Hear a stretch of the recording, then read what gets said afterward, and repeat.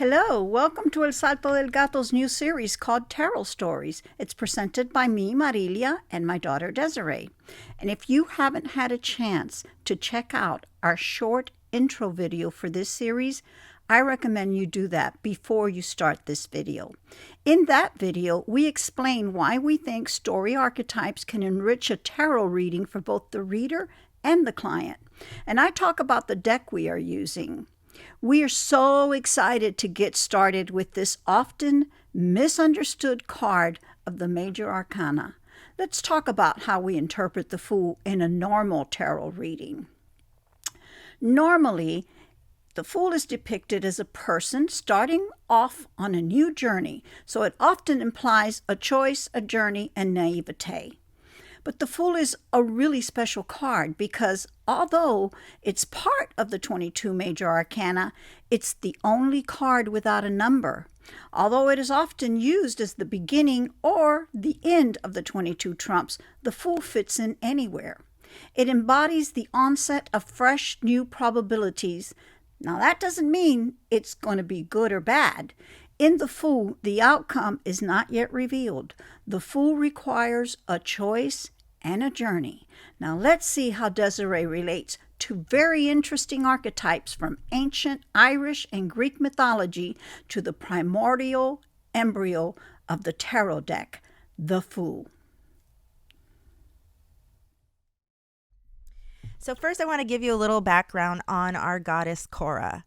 She is a young goddess, and her mother is none other than the Olympian goddess Demeter, goddess of the grain harvest. Her brother is Zeus. Yeah, that guy. And her mother is Gaia. That lady. So quite a bloodline we have going. And here we arrive at her story at a time when Cora was tasked with planting all the flowers on earth.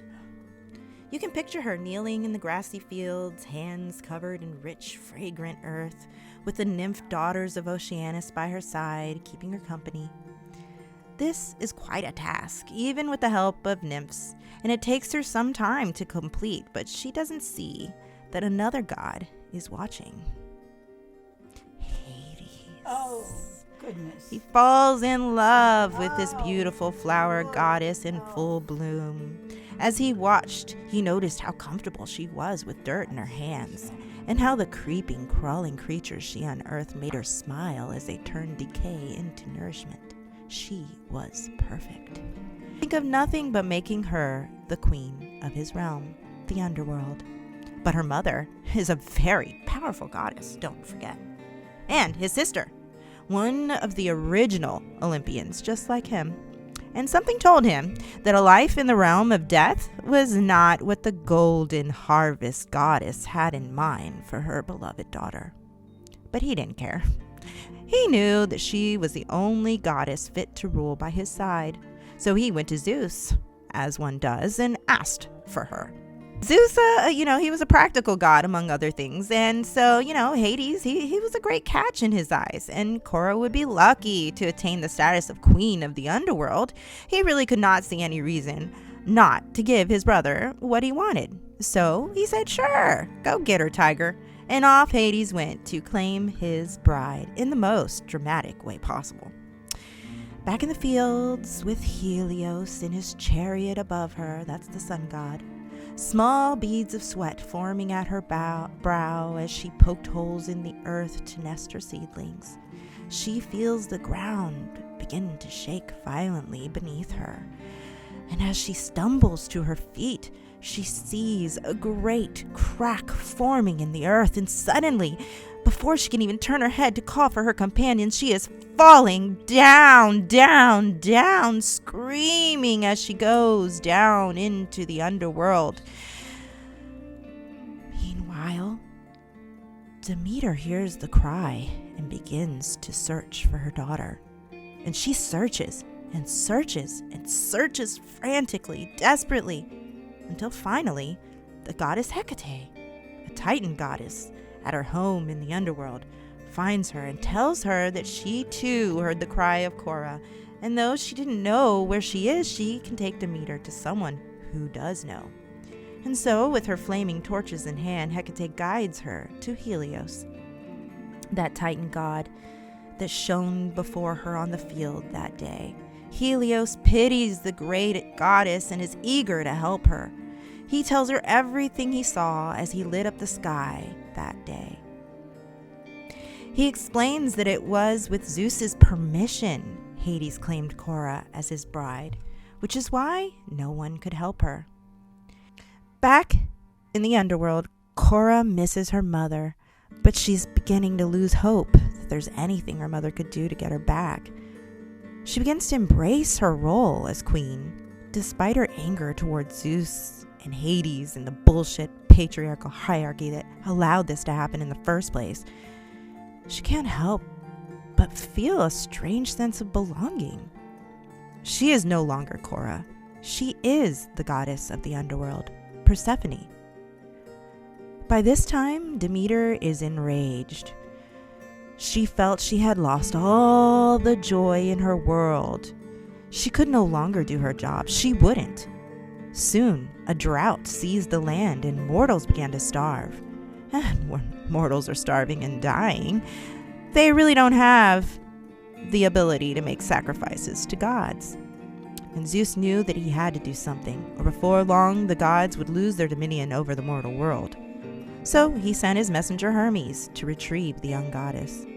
Hermes was one of the only deities who could enter the underworld. He told Hades what was happening on earth and how Zeus's orders were to return the goddess to her mother before all their mortal supplicants were no more. Hades immediately agrees. He may be a kidnapper, but he really didn't want to appear that way. Deep down, he knows that while Persephone hates him, she almost enjoys her new role. It's as if this is who she has always been. And he never really had a taste for rulership to begin with. He also knows the rule of the fates, that anyone who eats of the fruit from the underworld is forever obliged to return, which is why he gave the goddess a pomegranate when she first arrived, and the innocent goddess had eaten exactly 4 seeds. So forever after, the goddess must rule the underworld while her mother mourns and the earth will not produce. So we start this off because we are going to explore the archetype embodied in the fool. Mm-hmm. And so the fool represents that essence of a journey that's about to take effect, of some kind of adventure. I always felt that the fool's journey was deliberate and intended by the fool. Your story brings a new concept that the fool was kidnapped by this motherfucker. Right. You know, who just up and said, you know what, I like you, crack the earth, fuck Exactly. you and your plans, you're mine, let's go. And the fool is taken hostage into this adventure. So explain that. Okay, so you also missed the part though where she's tasked with planting all of the flowers of the world. So really she is on an adventure. She's wandering around the fields of earth, planting all the flowers of the world. Okay, if I may, though. She just doesn't realize that that's not her real and true adventure. First of all, as a wannabe exploratory gardener who tried to start her own potager garden out here by my back porch, that's a lot of hard work. So to say that this is the adventure I have purposely set off on, yeah, I guess so. So, okay, so then it begins to make sense. I purposely set off on this adventure to be the gardener of the earth. I plant all the beautiful flowers. Well, yeah, if your mother is muddy and Demeter, and remember that your grandmother is the earth, and your mother is Demeter, the harvest queen. So maybe this is like what you're supposed to do, what you're prescribed. Say someone, think in the modern world, someone who's like their family of doctors, and they're born into this family of doctors. But Well, they're it's their supposed to go tradition. be a doctor, right? So that Exactly. brings up my question. So they're just following their tradition. This isn't their deliberate intended adventure. Exactly. However, the dude from hell decides to make a change in her adventure. It's kind of like this dog eating at the back of the leg of this fool here, or maybe even what's ahead of him and he just doesn't see, And that's the concept that I've always seen in the Fool. The Fool brings you that concept of something is about to commence and you're all excited about it, even though you have no clue what that means for you or what it's actually going to turn out. But because you're overwhelmed with the exuberant excitement of something new, you go with it. Now you get abducted by a stranger, taken down into hell, and people who are vulnerable and who experience trauma, it's not the end of their life. It isn't the end of their life. There's something that comes from that, that's beautiful. that trauma. And so I think on a more serious level, you can look at it that way too, is that, we all have the best of intentions. Maybe it's to pursue the path that our family has laid out before us, but that's not always how it works out. And sometimes our trauma teaches us something that we need to pursue instead. Well, I always have seen this this little creature that's nipping at the fool's legs as an annoying, nagging voice from spirit that says, hey, pay attention, something's about to happen, pay attention. And I think most of us tend to just ignore that and just say, no, I'm going to go for it because, I just need something new. And so this can be also, even though the Fool has no gender, this can very much be seen as a young woman, a young girl who is just approaching or has just approached puberty and maybe encounters her first love. And so she places her trust in that experience, only to find that she is maybe involved in a toxic relationship that does involve trauma and abuse, and now she's stuck in there. And so the part of the Fool's journey is to experience all of that unknown negativity, that disturbance, as we can see down here, depicted in the image of where he is walking. He's not walking on smooth ground. There's ups and downs, there's earth, there's water, there's all kinds of things that are to be encountered. Would you say that that's like an accurate correlation to that archetype?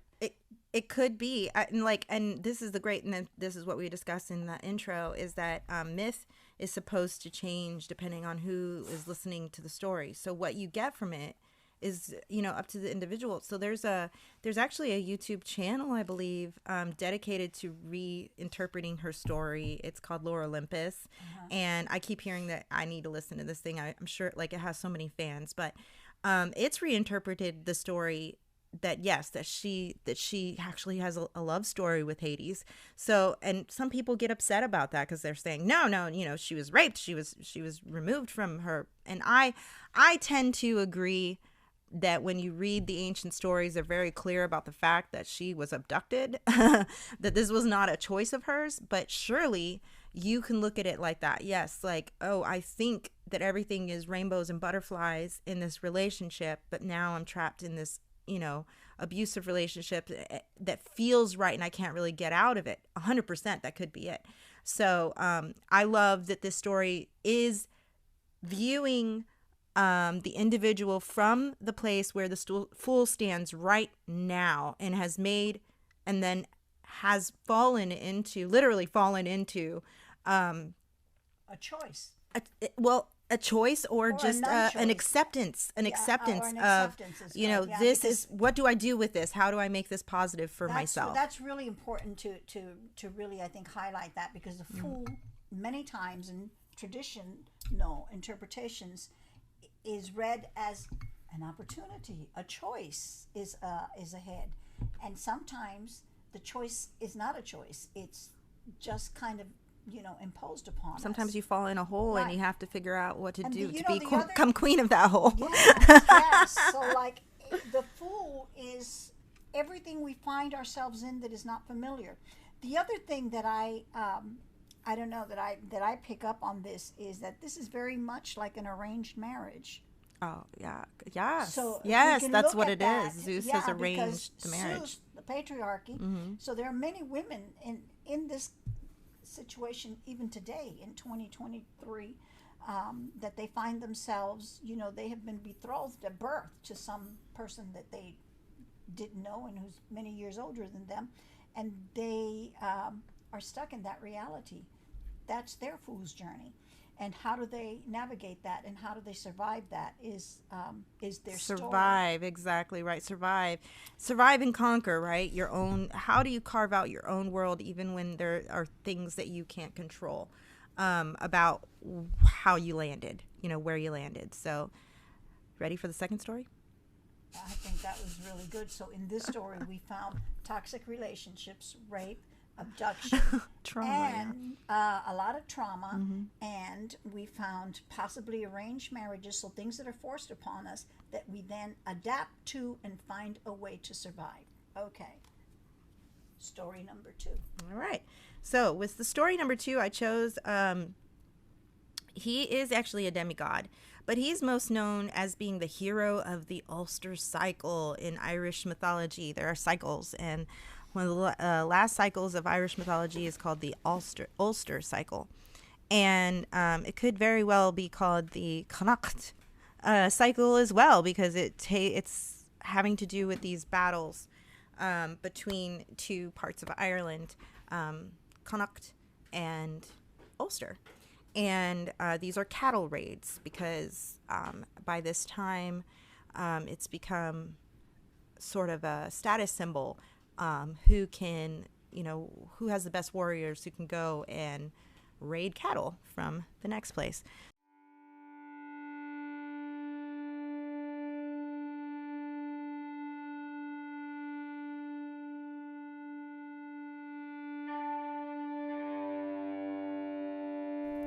Much like our goddess, the hero CuChulainn was also a youth who once went by a different name. Setanta was the name given to him by his mother, a mortal princess, and his father, a god. He was fostered at a young age, which was a custom in ancient Ireland that allowed young girls and boys to be raised and trained by families of noble blood. We also know that gods and goddesses in Irish mythology often do not raise their children. They're often raised by foster parents or even cows sometimes. In CuChulainn's case, he became part of a group of elite warriors called the Knights of the Red Branch. And after killing a hound of otherworldly strength in self-defense, which belonged to the famed blacksmith Cuchulainn, he agreed to replace the hound and guard his gates himself in the meantime.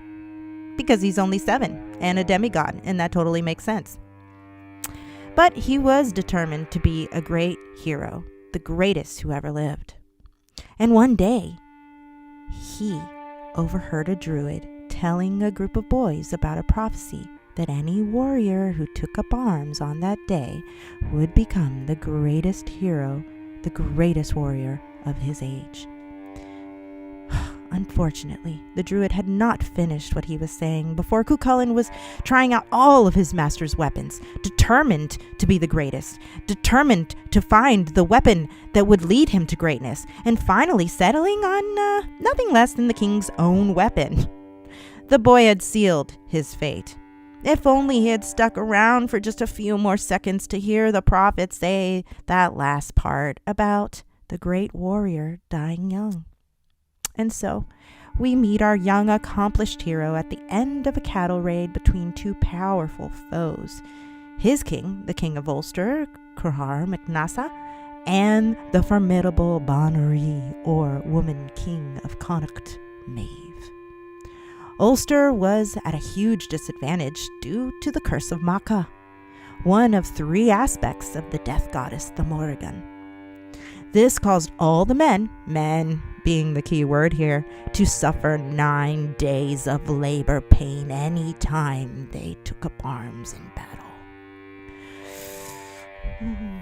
Our beadless boy hero was immune to the curse, as he was still just a child, by some accounts only 14 at this point. And he was eager to earn his status as the greatest warrior of all times. And boy does he. He single-handedly kills all of the warriors the Woman King sends at him, including all 27 sons of a very powerful druid. And while this may seem like a great victory, he has placed a giant target on his back. You know, it's hard to hate an entire army of men just following orders. It's much easier to hate one arrogant boy who caused so many deaths. So many that there wasn't a soul in either territory who had not lost a friend or loved one to his rage. But this had not occurred to CuChulainn, who was feeling pretty good about himself at this point. He was feeling finally like the god he knew he was, and he had no idea that the cunning, opportunistic Woman King, Maeve, was still coming for him, and that the druid, whose 27 sons he'd killed, had a wife who was pregnant with not one, but 2 sets of triplets, who were filled with vengeance. He also didn't know that the Morrigan was getting really, really annoyed. Did he not get it? Was he really that naive? How could he not see that she was the source of his battle fury? This arrogant boy who had refused her on numerous occasions as if he didn't need her. He should have known she was the source of all prophecy and the guardian of all deaths. Where did this silly boy think he got his battle rage? So when the Morrigan had finally had just about enough of his ignorance, she decided to meet him by the fjord, on his way to the next battle against Maeve's relentless army. There, in the shape of an eel, she tripped him, a warning to acknowledge her presence. But he only saw an eel, and as she continued to shape-shift, he continued to battle her, his skill matching hers, hoof for hoof, paw for paw, until, as a herd of cattle, he broke her leg, and as a wolf, he knocked out her eye. So now the Morrigan, done with the game of shape-shifting and seeing that she was getting nowhere with this boy, decided to switch strategies. She knew there were 2 geishas on CuChulainn, and now these are like taboos, or a form of curse, that he could never refuse food from a woman, and he could never eat the meat of his namesake, a dog, lest he lose his battle fury and immortality. So off CuChulainn goes, believing he has cast off his random shape-shifting hag, but before long he comes to an old injured woman hobbling along with a cane beside her cow. Being thirsty and weary from the fight with the hag, he asks her for a drink from the cow. When she obliges, he blesses her for her generosity, which is exactly what the Morrigan knew he would do. For strength he had, but wisdom he did not. In blessing her, he had healed her of all her injuries. CuChulainn continues on his path, and it's not long before he comes to a campfire and yet another woman roasting some meat for supper. As soon as she sees our hero, she beckons to him and offers a portion of her meal. Now, he begins to refuse her. He just wants to get on his way so he can get in battle and kick some Connacht ass, but remembering the geishas, he can't refuse her. Then the woman begins to sneer at him and mock him, saying that he was obviously too good for her humble meal and too proud to share a meal with a poor, dirty wench like herself. Our boy CuChulainn could not abide by the satirizing, so he did what any good hero would do. He accepted this woman's hospitality and ate the meat, immediately realizing what he had just done. He had eaten his namesake. It was now marked for death. This was no ordinary woman. She's the same menacing goddess who had attacked him by the river. It was all coming clear now, so he really didn't need the next creepy omen. As he continued on his journey, he encountered a woman washing laundry at the river's edge. It was his armor she was washing.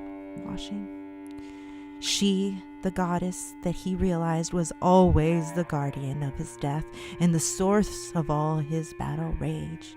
So when moments later he was attacked by the set of triplets, he could not believe that he was mortally wounded. He couldn't fathom dying in this way. He was meant to die on the battlefield like the hero he was. So before the life drains from his body, he stumbles, blood pouring from his wounds, to the megalith before him and ties his body against the cold stone using his own entrails, fighting for his status to the very end. And the Marigan, who in the form of a crow, rests on his shoulders as he took his last breath.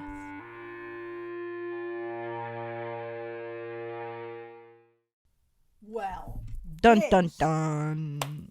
this is very interesting. Not as good of an ending for him. Well, as what maybe I find, you would though, think Persephone is had. that Persephone survived her journey, but CuChulainn experienced the fool in reverse.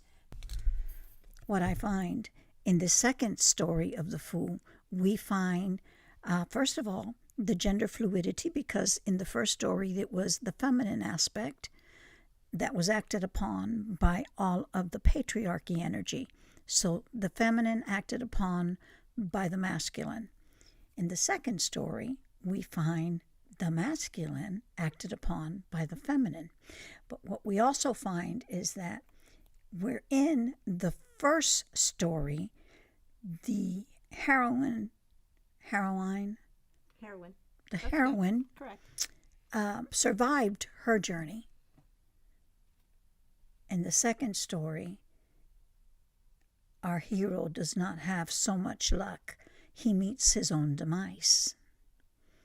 And I find that very interesting. I also find that a new layer of meaning for the fool, and I always thought that the fool's journey was just a journey of our own choosing. We have this opportunity and we're going to go for it. But what I'm looking at here in these stories is that sometimes the journey is not of our own choosing. It's actually imposed upon us either through family tradition, through inspiration, or through chance. And once we're in the journey, once we have taken the leap, we have to move through it. And that is the journey. What do you say? And I think there's some similarities with Persephone's story. Although we have a goddess who is already tasked with this monumental uptaking of like planting all the flowers of the world, CuChulainn has given himself. He I think is doing the thing that boys do sometimes where they want to follow in their father's footsteps. His father, I didn't get into his father because this is a story about him, but his father is Lu, the god of light in Irish mythology, a very important god for the previous cycles of Irish mythology. He's got big shoes to fill. And so whether CuChulainn decides that he wants to be a warrior because that's just always what he's wanted to be, or whether he decides it because his mother's a princess and his father's a god, that could be a similarity between the two. But the basic interpretation that I have is that, hey, when you're in that position, you're kind of being pushed in a direction, and you feel that you're ready for it. You may be ready for it, but what are the differences? Well, in CuChulainn's case, he's not looking at everything around him. Just like with Persephone, she doesn't see the dangers that are around him. He doesn't even wait to listen to what the prophets have to say. And then on top of that, he also doesn't honor where his powers come from. With Persephone, it's more that, she's ready to follow the role that she's supposed to follow, and then all of that is taken from her, And you talk about patriarchal and matriarchal and arranged marriages. Absolutely. Imagine that in her case, though, her mom's not even okay with her arranged marriage. So she has nothing to work with. She has no real guidance, and she has to just completely use like what's in her to make the best of her situation she's in. Whereas CuChulainn, there was a lot of help along the way. He just kept ignoring it, not seeing it as valuable for some reason until, well, that represents both polarities of the Fool card. The one card is that however you come upon this journey that you find yourself on, you have a choice, and the only choice you have is that you either move through it, survive it, make the best of it, make it work for you, or you meet your own demise. Right. And that's really what was presented here. Through foolishness, through failure to adhere to the sound advice of wisdom, and to even respect the information of the elders, CuChulainn met his own demise. On the other hand, Persephone, with the limited resources that she had, the wisdom that she was born with, she was able to find inner strength and the fortitude to survive her circumstances. What do you think? Yeah, and are there any stories from your own cultures that emulate the Fool for you? Yeah, I'd love to know about other people's cultures too, and what their stories are. I would love to know what you, what this story said to you. What did you read? What did it tell you that was different than what it told us? I'm sure that there's a lot of difference. But anyway, that was our first episode to our new channel, and I hope you enjoyed that. Desiree is going to also manage her podcast, and where she's going to be basically doing this same concept except without the visual. It'll just be conversation on a podcast, and we're going to be working together to get both of those going. And as soon as she launches her podcast, we'll let you know. In the meantime, thank you so much for obliging us. I hope you enjoyed this. Like I said, we would really encourage your interaction with us. Leave us a comment, ring the bell, think about subscribing, come back and visit, share this information with others, and we look forward to hearing from you. Bye now.